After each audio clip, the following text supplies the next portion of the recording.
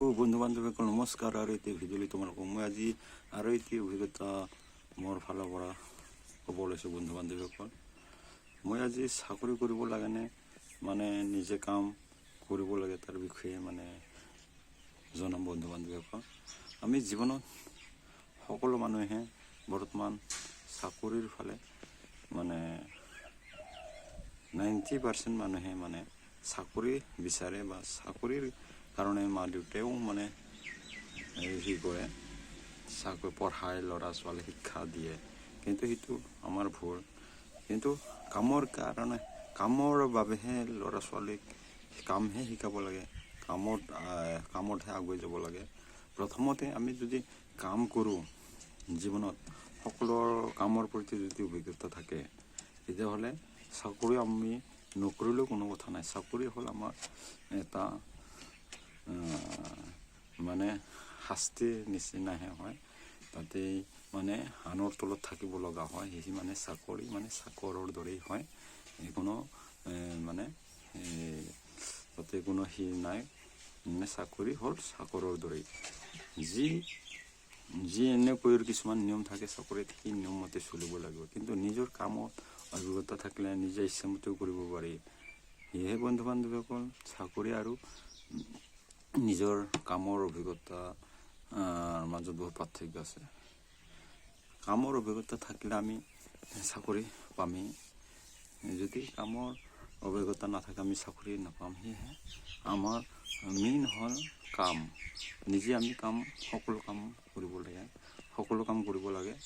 চাকৰি যে কৰিলে আমি জীৱনত উন্নতি কৰিব পাৰিম সেইটো নহয় বন্ধু বান্ধৱীসকল। চাকৰি নকৰাকৈও মানে মানুহে বহুত উন্নতি কৰি আছে, টকা পইচা উপাৰ্জন কৰি আছে, ঘৰ চলাই আছে, পৰিয়াল চলাই আছে, সেনেকুৱা কথা। কিন্তু আমি চাকৰি কৰিও মানে এখন ঘৰ চলাব পৰা নাই। বহুত এক্সাম্পল আছে, টকা পইচা উপাৰ্জন কৰিব পৰা নাই, মানে এখন ঘৰ সংসাৰত ধ্বংস হৈ গৈছে। তেনেকুৱা বহুত কথা আছে, দেখি আহিছোঁ। আমি গাঁৱত দেখি আহিছোঁ এইবোৰ, আৰু নিজৰ বন্ধুবোৰৰ কাহানীও এইবিলাক দেখি শুনি আহিছোঁ, চাকৰি কৰাবিলাকৰ ঘৰৰ পৰিয়ালৰ। সেয়েহে বন্ধু বান্ধৱীসকল, আমি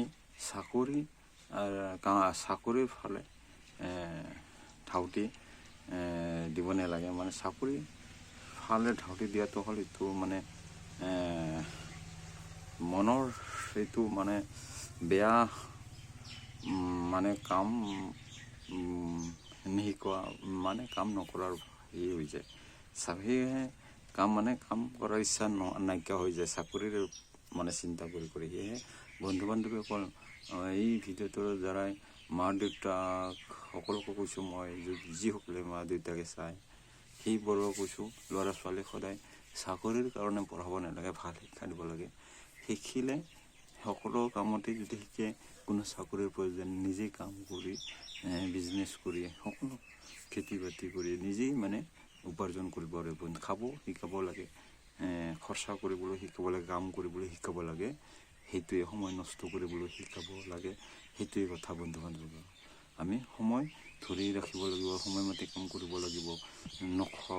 নাখাব লগা বস্তুবোৰ খাব নালাগিব, টকাও মানে খৰচা কৰিব নালাগিব। সদায় মানে কামত কোনটো কাম কৰিলে ভালতকৈ ভাল উপাৰ্জন হয়, ভাল হ'ব, মানে দীঘলীয়া হ'ব, স্থায়ী হ'ব।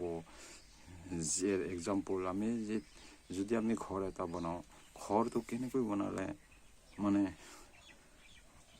বহু বছৰ যাব, 50 বছৰ ওপৰত। ঠিক তেনেকুৱা বন্ধু বান্ধৱীসকল, আমি যদি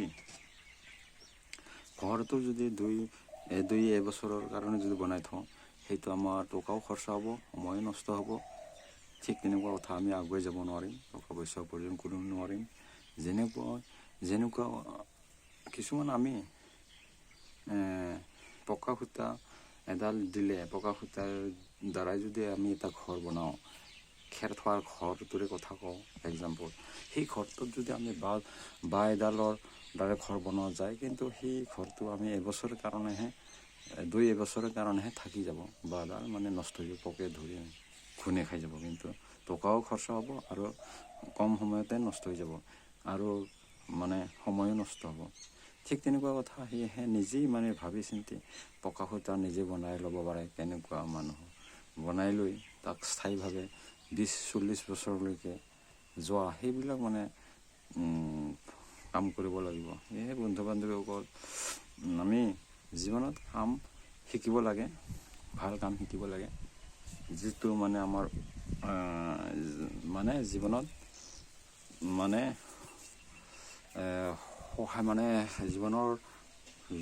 জীৱনৰ উপকাৰ হয়, সেইটোহে কাম কৰিব লাগে। জীৱনৰ যেনেকৈ শৰীৰৰ উপকাৰ হোৱা খাদ্য খাব লাগে, যেনেকুৱা আমি কিছুমান বস্তু খাওঁ, মদ ড্ৰাগেৰ সেৱন কৰি আমি সময় নষ্ট কৰোঁ, টকা নষ্ট কৰোঁ, জীৱন ধ্বংস কৰোঁ। সেয়ে বন্ধু বান্ধৱীসকল, চাকৰি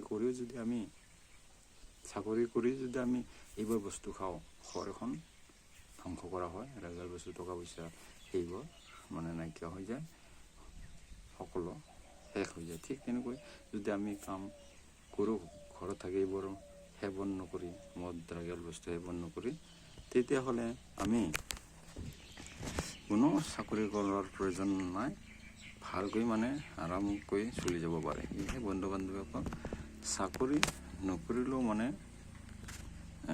আমি আৰামকৈ মানে টকা উপাৰ্জন কৰিব পাৰে বন্ধু বান্ধৱীসকল। ধন্যবাদ, নমস্কাৰ।